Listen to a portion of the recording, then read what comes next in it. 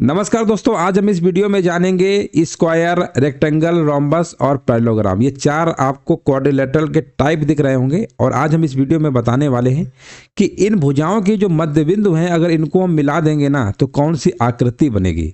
ये प्रश्न कोई भी एग्जाम उठा लीजिए, अक्सर ये प्रश्न आता है और काफ़ी सारे लोग इस प्रश्न का आंसर गलत कराते हैं। दोस्तों, आज हम एक ऐसी ट्रिक आपको बताएंगे कि वीडियो देखने के बाद जब कभी भी प्रश्न अगर आपका क्वाड्रिलेटरल से आया और ये कहा कि स्क्वायर के मिड पॉइंट को मिलाइए, साइड जो इनकी है ना, इनके मिड पॉइंट को मिलाइए, कौन सी आकृति बनेगी, रोम्बस में कौन सी बनेगी, पैरेललोग्राम में कौन सी बनेगी, रेक्टेंगल में कौन सी बनेगी, कभी गलत नहीं होगा। चलिए स्टार्ट करते हैं, देखते हैं ट्रिक क्या है। सबसे पहले देखिए, पैरेललोग्राम को आप जानते ही होंगे। पैरेललोग्राम को क्या कहते हैं? हिंदी में कहते हैं समांतर चतुर्भुज। क्या कहते हैं? समांतर चतुर्भुज कहते हैं। समांतर चतुर्भुज कहते हैं। अच्छा, रोम्बस क्या होता है? रोम्बस को आप कहते हैं समचतुर्भुज कहते हैं। इसकी प्रॉपर्टी अभी हम नहीं बता रहे हैं कि इसमें सारी भुजाएं बराबर होती हैं, इसमें आमने सामने की होती हैं, इसमें एंगल बाइसेक्टर करता है रोम्बस में 90 डिग्री पे। ये तो चीज़ें हम आपको अलग से बताएंगे। अभी सिर्फ हम आपको जो बताने वाले हैं कि इनकी भुजाओं के मध्य बिंदुओं को मिलाने से कौन सी आकृति बनेगी। रेक्टेंगल की बात करते हैं। इसको आप जानते ही होंगे, आयत कहते हैं, सभी लोग जानते होंगे। रेक्टेंगल को आयत कहते हैं और स्क्वायर को हिंदी में कहते हैं वर्ग कहते हैं। ठीक है दोस्तों, अब यहाँ पर देखेंगे साइड का मिड पॉइंट हम ले लेते हैं। चलो यहाँ पे हम ले लेते हैं रोम्बस का मिड पॉइंट ले लेते हैं, पैरेललोग्राम का मिड पॉइंट ले लेते हैं। ये इसका मिड पॉइंट हुआ इस साइड का। ये चार साइडें मान लेते हैं, ABCD है ना। इन सभी का हमने मिड पॉइंट ले लिया। ये मिड पॉइंट ही तो है, मिड पॉइंट हमने ले लिया। इन मिड पॉइंटों को क्या किया हमने? आपस में ऐसे मिला दिया। आपस में हमने ऐसे मिला दिया। हमने आपस में इन मिड पॉइंटों को आपस में मिला दिया। अच्छा, इसका मिड पॉइंट ये हुआ, इसका मिड पॉइंट ये हुआ, इसका मिड पॉइंट ये हुआ और इसका मिड पॉइंट ये हुआ। इनको भी हम आपस में मिला दे, कोई दिक्कत नहीं है ना। मिला दे रहे हैं ऐसे। इसके भी मिड पॉइंट को ऐसे ही मिलाते हैं।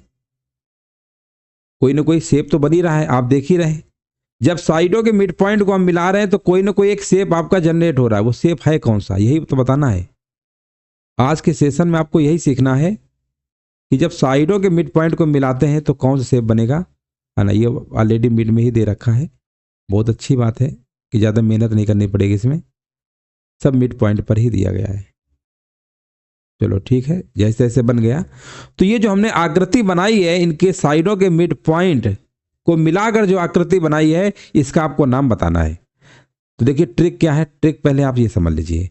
रोम्बस हमारा R शुरू होता है ना, तो जो भी आकृति हमारी बनेगी, इसमें देखिए चार प्रकार के आपको अल्फाबेट जो स्टार्टिंग से नाम शुरू हो रहे हैं, इंग्लिश में आपको याद रखना है। पैरेललोग्राम में आपका P से शुरू होता है। किससे शुरू होता है? P से शुरू होता है।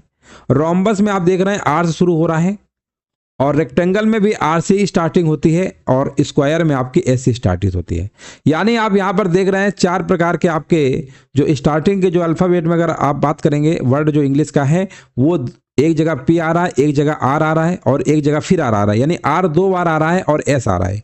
जब कभी भी इनके मिडिल पॉइंट को हम मिलाते हैं तो ध्यान रखिएगा कि सेम नंबर से मैचिंग करना चाहिए।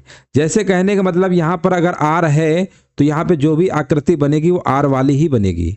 बाहर अगर R है तो अंदर वाली आकृति भी R बनेगी। तो आप कहेंगे सर रोम्बस में R से कोई दूसरा नाम है क्या? आपने कहा रेक्टेंगल है। इसका मतलब जो अंदर आकृति बनेगी वो हमारी कैसे बनेगी? रेक्टेंगल बनेगी। कैसी बनेगी? रेक्टेंगल बनेगी। क्लियर हो गया? R था, दूसरा R था, R के साथ R मैच करता है।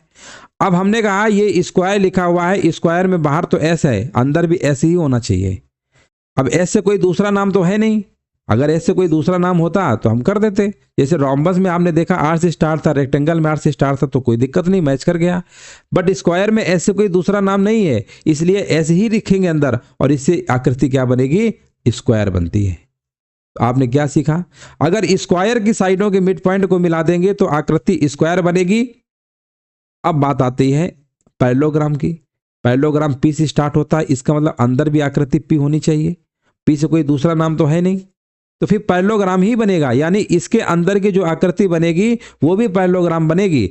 अब रेक्टेंगल की बात करते हैं। बाहर तो रेक्टेंगल है, अंदर भी R ही बनेगा। हमने क्या बोला? जिस नाम से शुरू होगा वही नाम वाली आकृति अंदर बनेगी। हमने कहा R से कोई दूसरा नाम है क्या? R से देखकर रोम्बस होता है, तो इसलिए यहाँ पर रोम्बस लिखेंगे, रेक्टेंगल नहीं लिखेंगे। रेक्टेंगल इसलिए नहीं लिखा क्योंकि यहाँ पर हमारे पास आर से एक दूसरा रोम्बस है।